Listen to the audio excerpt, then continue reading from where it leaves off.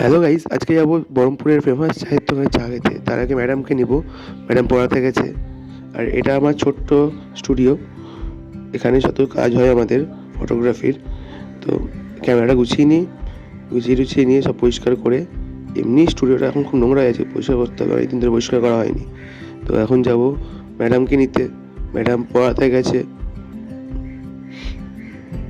চলো তাহলে যাওয়া যাক। লাইটগুলো বন্ধ করে নিই স্টুডিওর, যে যাই নিচে গাড়ি রাখা আছে আমার।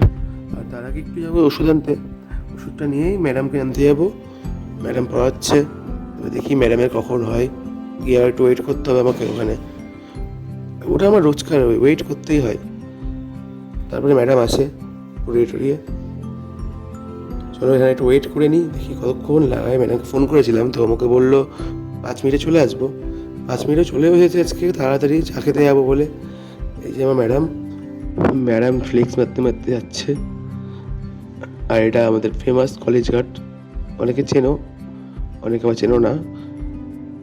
এখানে সন্ধ্যেবেলায় মানে বহরমপুরের অর্ধেক ছেলে মেয়ে এখানে থাকে, এত ভিড়। আজকে এই চায়ের দোকানটায় প্রচণ্ড ভিড়, কারণ হচ্ছে মহরমের দিন। মানে চা পাওয়াটা খুব অসুবিধাই হচ্ছিল, কষ্ট করে যুদ্ধ করে চা এনেছি আমি আর মিলে। তো এবার বাড়ি ফেরার পালা, অনেক রাত হয়ে গেছে। আজকের মতো এখানেই, টাটা বাই বাই।